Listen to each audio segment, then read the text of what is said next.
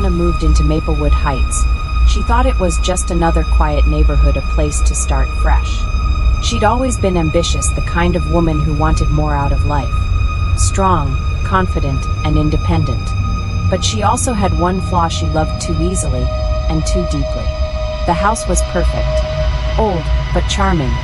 A small front porch, cracked windows, and the faint scent of pine that drifted from the woods behind it. She had no family around, no friends in the area, but that was fine.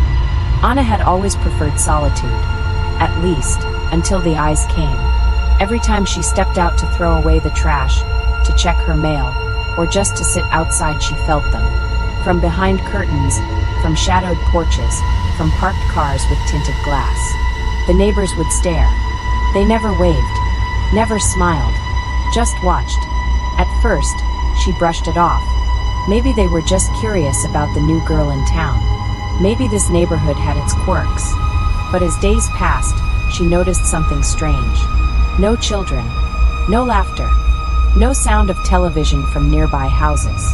Just silence. Then came Damson. He appeared one afternoon as Anna was tending to the flowers by her window.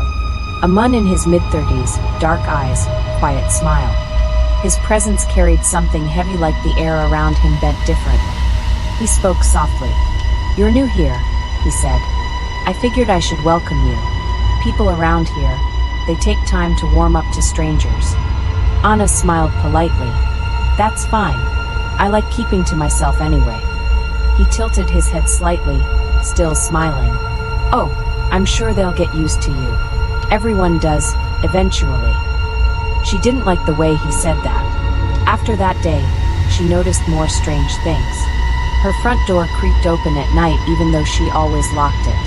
Footsteps in the hallway when she was alone. Soft knocking from inside the walls. She bought cameras, small ones, placed them in every room. But each morning, they'd blink with a red light and a glitching screen. Footage corrupted. Files missing. Anna's heart started racing at every sound. Every flicker of the lights. She told herself it was all in her head. That moving to a new place was stressful. Until her boyfriend, Owen, came to visit. It was supposed to be comforting to have someone else around, someone familiar. But from the moment he arrived, she saw Damson again. Standing across the street, hands in pockets, smiling faintly as Owen unloaded his bags.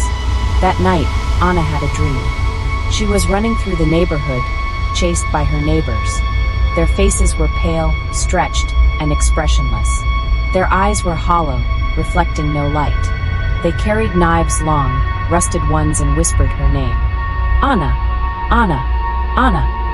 She woke up screaming. The air felt thick. The house was dark, silent. She reached for Owen, but his side of the bed was empty.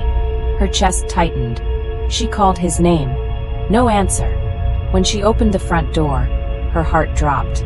Owen was lying on the porch sleeping. Peacefully. Like nothing had happened.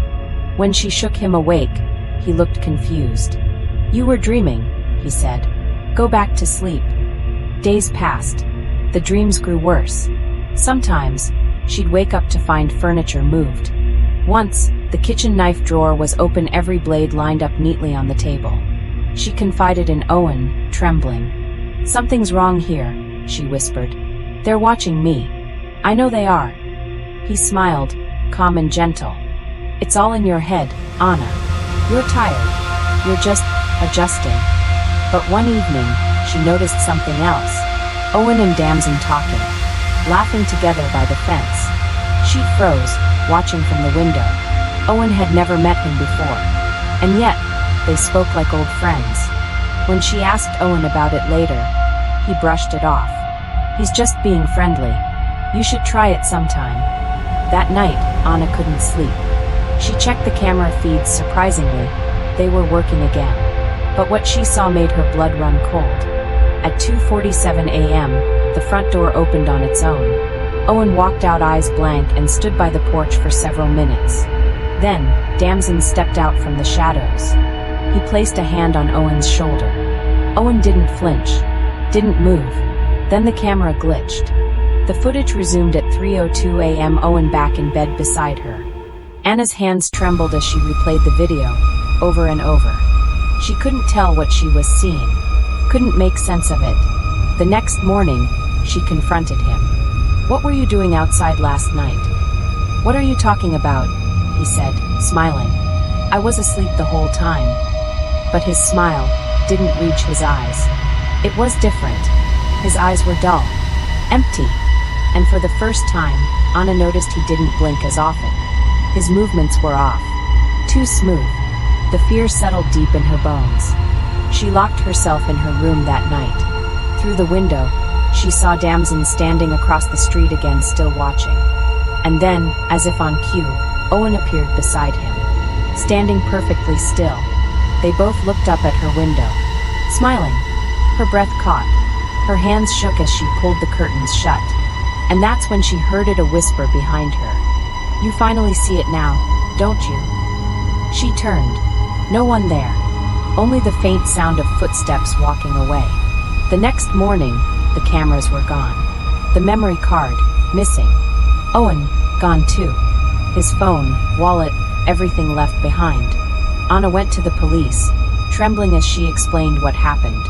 But when they checked the address, they told her there was no one named Damson in the neighborhood. "Are you sure?" she asked. "He lives across the street." "Ma'am," the officer said quietly, "that house has been empty for 12 years. Anna froze. When she returned home, the lights were already on. Through the window, she saw Owen sitting on the couch smiling, waiting for her. But as she opened the door, she realized something horrifying. The house smelled different, like decay, and on the floor faint footprints leading from the door to the couch. As she backed away, a whisper echoed from the hallway. "You shouldn't have let me in, Anna." Her body froze. The voice wasn't Owen's. It wasn't human. And the last thing she saw before the lights flickered out was his face. Shifting, stretching, melting into something else entirely. Something that smiled wider than a human should. The neighborhood had claimed another one. And by morning, the for sale sign outside Anna's house was gone.